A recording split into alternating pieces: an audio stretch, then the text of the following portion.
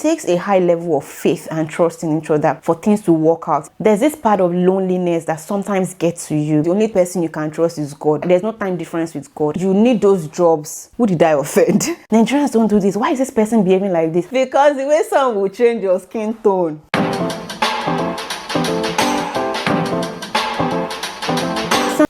Hello guys, how are you doing today? Welcome back to my channel. Today I'll be sharing with you guys some important things that I think they are good for you to know before making your move to come into the United States to study. I'm not sure if the same experience cut across other countries, but I studied in the United States, so I'm able to speak about this. So I feel like all of this information are things that will help you make a well-informed decision about your move to the United States. And you know, most times we talk about the good part about moving into the United States, about how rewarding it is studying in the United States, about how it is coming to the United States to study as an international student. We don't talk about, you know, the not so bright side, the let's say ugly side of it. So I just feel like there are things for you to know. And honestly, my purpose today is not to scare you or discourage you from making your move. No, far from it. I just want you to be well informed and also know some of the things that people pass through when coming in to study as an international student. And some of these things are things that honestly would test you. They could test your character, they could test your faith, they could test a lot of things about you, but you just need to understand that you are not alone. This is not peculiar to you. A lot of people have passed through it, and a lot of people are passing through it, and probably a lot of people will still pass through it. So let's relax and enjoy this conversation together. Don't go anywhere, guys. I'll be right back. Welcome back, guys. So the first thing I want to discuss is that international students don't have the luxury of choices to follow their passion. Growing up back in Nigeria, I remember then they used to advise us to follow our passion in choosing a degree or a career path to follow. But I observed that coming into the United States, it is not the case. Because when you're coming into the United States as an international student, you are coming as a non-immigrant, not even as an immigrant. At that point, your visa is given to you with the intention that you will study and go back to your home country. But we know that that is not really the case or aim of most people. Most people want to come here and stay back, get a job, build a life for themselves. And because of that, you don't have the luxury of choices to just go after what you want. You have to go after some courses or professions that will help you get better job opportunities after graduation. And in the United States, there are some courses that are usually more sought after, like STEM related fields, unlike some other courses that don't really have those high earning opportunities or even high job availabilities. And another thing also is in terms of you staying back, generally in the United States, after every educational level, bachelor's, graduate level, you get 1 year OPT. OPT is optional practical training, and that is what most people refer to as post-study work permits. You get it for 1 year. So if you have done a STEM related field, this post-study work permits can be extended for a further period of 2 years, so making it 3 years. But if you have done a non-STEM related course, you only get 1 year. And let me tell you some things that happen in that 1 year. As an international student, after 90 days of your graduation, you're expected to be in an employment. It can be paid or unpaid, but you just need to be in employment to maintain your status. If you don't have any employment, you would be asked to go back to your home country where you have come from. So meaning that you need to think about what kind of path will help me get a job. And it's not as if we are saying that it's guaranteed that you definitely get a job. But there are some types of jobs, there are some kinds of courses, some type of degrees that gives you that higher opportunity to get these job opportunities. So like I was explaining, OPT for STEM related courses. So let's say, for example, Khadijat, I don't know why I'm using that name, has gotten a job. She has studied a STEM course, she has gotten a job, and the employer is willing to file a work permits for her, let's say H-1B visa for her, and she's in a STEM related field. So that's the agreement that she has with her employer. And there's also Ronaldo or whatever. I'm just using an example, no name is coming to mind. Okay, there's also Ronaldo has studied a non-STEM related field. His employer also has agreed to file post-study work permits for him, to file H-1B visa for him. So he now has studied a non-STEM related course, which is for 1 year OPT. This other person has studied STEM related course, which is 1 year OPT extendable for 2 years. So at the end of the day, let's say both of them they graduated at the same time, they applied for H1B at the same time.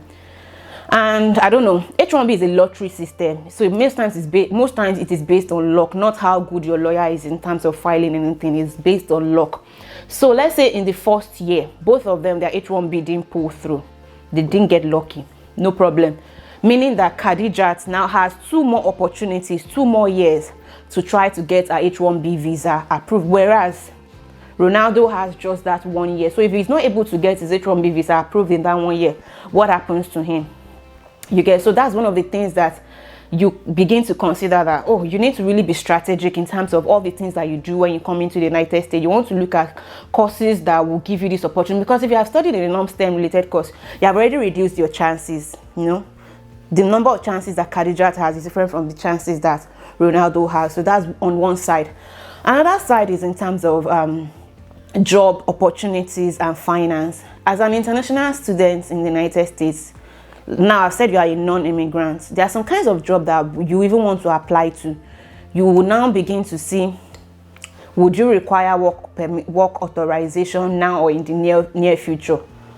Would you, you know, are you a citizen, are you a non-citizen, things like that. And then there are even sometimes that you will be willing to take a low paid job, you know, just to be in status, something that, you know, some of your colleagues are earning more, but you'll be willing to take a lesser paid job because you want to remain in status. So there are a lot of things that really count against you as an international student in the United States, because you are considering, will this employer file for me? There are some people that were not able to take job because they got the job offer, but they were not able to take job because the employer is not willing to file for them.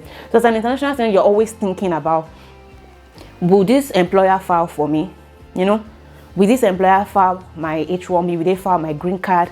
Things like that. So it affects all of the choices that you make. That's why I said that international students don't really have so much luxury of choices to do what they want. A lot of things at that point is somehow out of their control, and these things are things that really affect you. There are things that can test your faith. Like, I've seen this happen, and guys, it's not a funny thing. So it's something that you want to bear in mind and ensure that you are doing the right things as soon as you come in. Fine, you might get a course that is or a school that is giving you full scholarship and everything, but after graduation, what happens? What is your plan? Don't just come and say, let me just take any course. I've seen I've read a lot of comments on my channel. We've also discussed this on my Telegram group. I've also had a webinar to discuss this, to share how to choose the right course of studying in the United States, because I've seen people make these mistakes a lot. A lot of people just feel like they think this is not your home country. You are not a first-class citizen in this place. Sometimes nobody even knows you. You are just still trying to find your way and find your feet. So it's important that you do things that will place you on a better level. Don't just think that you have the luxury of choices to just do whatever you want. I'm just going to do this. Forgive me for speaking Yoruba. You know, some people just like, let's just move first. When we get there, you know, it's fine. You can move first, but as you move and as you get here, don't just be relaxed. Try to do things that will put you on better standing. I've seen people that gotten here that have also changed their courses. You know, their courses, they have a reason for doing so. Another part of this experience that I see is the effect on marriage, not only on marriage but on family. Sometimes couples decide to come abroad to study, and maybe at the point of leaving, both of them are not able to leave at the same time, probably due to finances or even visa disappointments. Probably one of them was able to get a visa, and then one of them comes here and the other person is still waiting back, thinking that, oh, I'll try again, they'll give me my visa, you come. But sometimes you realize that getting a visa is not as easy as just saying it. Some people apply over and over and they keep getting denied, keep getting rejected, and the other person is here trying their best to study, staying up at night to communicate, because there's already a time difference, a very wide time difference that is already there that you need to deal with. So it's really a lot. And I feel like in a way it kind of puts a hold on kinds of plans that you have. I've not experienced that in marriage, but I experienced a bit of it in my relationship when we're dating. Sometimes I just imagine how much that would be if it were to be like a marriage situation, because I feel like sometimes maybe you even think about starting a family, but you can't even start at that point because you feel like, oh, we're not together yet, let's just wait until we get together. There are some things you want to even do, you feel like, oh, my partner is not here, there's no point doing this now. When my partner gets here, we're able to do this. There's so much, and honestly it takes a high level of faith and trust in each other for things to work out. Maybe I'll probably talk to somebody that has gone through this, but from where I stand and what I observed, I realized that it is not an easy thing at all. It is not an easy thing. Also, in terms of people that are not even married, like single people, there's this part of loneliness that sometimes gets to you because now probably your friends and families, they are not here. Your family members that you are used to, they are not here. And sometimes you might be going through a lot, dealing with the rigors of academics that is getting at you, adjusting to a new environment. Everything is just coming at you at the same time. Probably you're even experiencing some disappointment at some point, and you want somebody to share with that understands you, that know where you're coming from. But you just cannot pick your phone sometimes to call people because that time may be like the time that they're already sleeping, might be at that time that they're already sleeping, so you can't just call them up. That time difference kind of make things worse, and so you begin to experience some level of loneliness, and then you just be like, oh God. So that's why I said that sometimes you just need to build a higher level of faith. At that point, the only person you can trust is God, because there's no time difference with God. Anytime you call on God, He will answer you. So that's one side of it. Another side of this experience is that students, as non-immigrants, you get to pay some higher costs compared to citizens and permanent residents. For instance, as a student, international student, you have to pay health insurance. Health insurance is expensive as an international student. So if you don't have a job to give you waiver for your health insurance, that's a whooping amount of money. I remember one semester I paid $2,000 for just one semester. A semester is like 3 months, and it is very compulsory. So you can't just access healthcare anyhow, like some people that have insurance are able to do. Also, as an international student, your tuition fee is higher than a citizen's tuition fee. International students pay more. Sometimes they pay as much as twice the amount that the indigenous pay. So these are some of the places where you experience higher cost of living, higher cost of expenses. Also, in line of this finance is the fact that you don't get access to some types of grants, to some types of scholarships, and sometimes you need to contend with lower wages for some kind of work that you do, because you need those jobs probably to keep yourself or even to maintain status. Like there's some scholarships you want to apply for. This happens to me a lot of times. There are a lot of scholarships I would want to apply for, and you see must be a citizen. I just close my eyes. Okay. Some type of jobs, they require security clearance, government security clearance that you can only get if you are a citizen. So sometimes you see must be a US citizen. If you're not a US citizen, move on to the next. So it can be demoralizing sometimes, like, oh, not again. You see lots of job opportunities, and then the qualification you have is not that you are not brilliant, it's not that you don't have the skills for the job, it is because you don't have the legal standing for the job. So it kinds of disqualifies you. So it's one of the things that really affects international students coming to study in the United States. Another side of this experience that I want to share with you guys is sometimes you will see students, they have carried all their bags and baggages, they have bidded their village people goodbye. Even you as a student, you're happy to be coming into the United States of the America to come and study, to come and work. In your heart also, you're happy that you have gotten graduate assistant job. But sometimes the graduate assistant job that you will get, the kind of work that you will do, you ask yourself, who did I offend? Because the number of hours you will spend inside the store, sometimes your color self, you will be asking yourself, God, am I still your child? Because the way some will change your skin tone. But the thing is, you have to do the job. Whatever your job requires, you need to do it. If you are lucky to get a job that allows you to just teach in classrooms, good for you, or supervise things in the lab, good for you. But sometimes the scope of your work sometimes might require you to work on the farm, depending on the kinds of lecturer you work with. And that was one of my experiences. I remember one day I worked under the sun for some hours, and I was asking myself, God, is this what I signed for? I remembered how I used to escape farm activities in secondary school, but that one I could not escape it because now this is a paid job. In fact, the way my skin tone changed that day, I look at myself like this. I had to take a picture. That this picture will always remind me of some of the things that I've gone through in this country. So it's just some of the stories that we've experienced and will probably tell, like I am telling now. My point is saying that whatever job you get coming to the United States, if you're even lucky to get a graduate assistant job, you're count yourself so lucky, because at least with that you can get some tuition waiver. Some people don't get graduate assistant job, and then they would have to go with student hourly jobs, which are majorly jobs for like undergraduates. So they sometimes have to work in the dining, do all sorts of things just to survive. As an international student in the United States, you can only work on campus. So it's really a lot of struggle, and people do all of these things to survive. And that's why I used to say on this channel that, see, whatever job you can find initially when you come into the United States to survive, do it.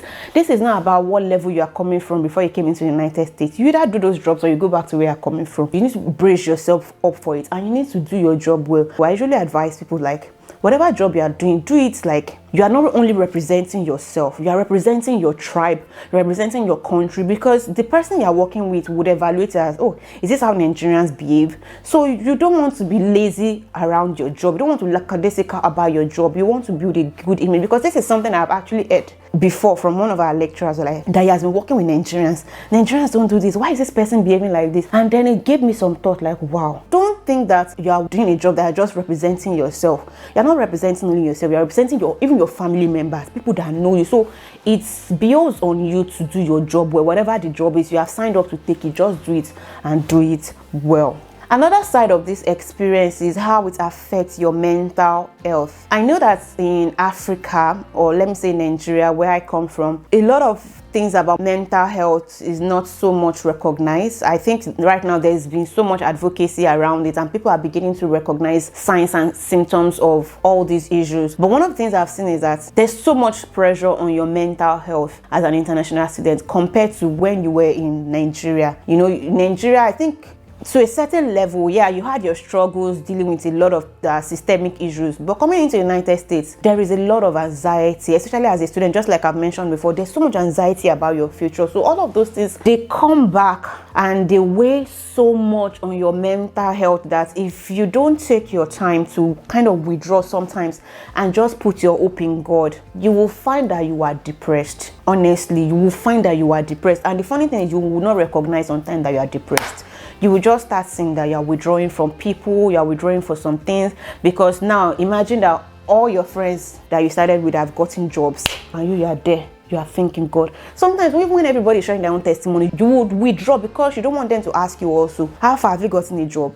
So all of those things come together and they really affect you. Let's say somebody has even gotten H1B and all of you applied at the same time, the other person did not get. You now begin to think about yourself that, God, what did I do wrong? Why is this person getting this one? Like, some people have gotten internship, you have not gotten internship. You have so much pressured, like, hey, when me and this person came together, you're not asking the person, what did you do? There's really so much.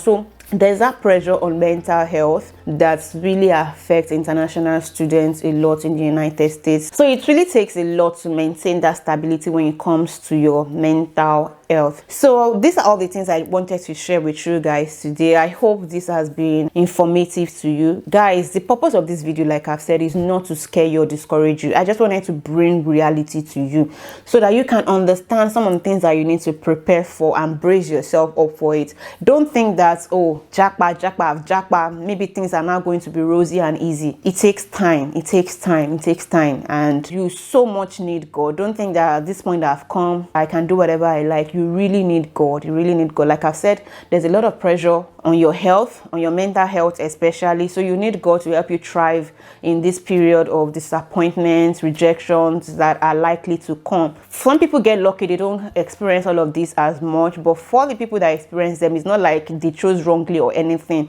It can happen to anybody, but it's just part of life, and so it's part of things that happen because now this is not your home country. Nobody knows your daddy, nobody cares about you. You are trying to figure things out in a new climate. So this is all from me to you. In case there's anything that I've missed out as part of the ugly side of coming to study in the United States as an international student, please share in the comment section below. Also share your own experience if you're an international student in the United States. Share some of the ugly things that you've had to deal with so that other people can learn as well. But for every other person, don't be discouraged. If you're yet to get your scholarship, if you're yet to get your admission, keep pushing. It's actually a rewarding experience overall. Regardless of what you might face, it's actually very rewarding. So till I come your way again next time, do take care and stay blessed. Bye.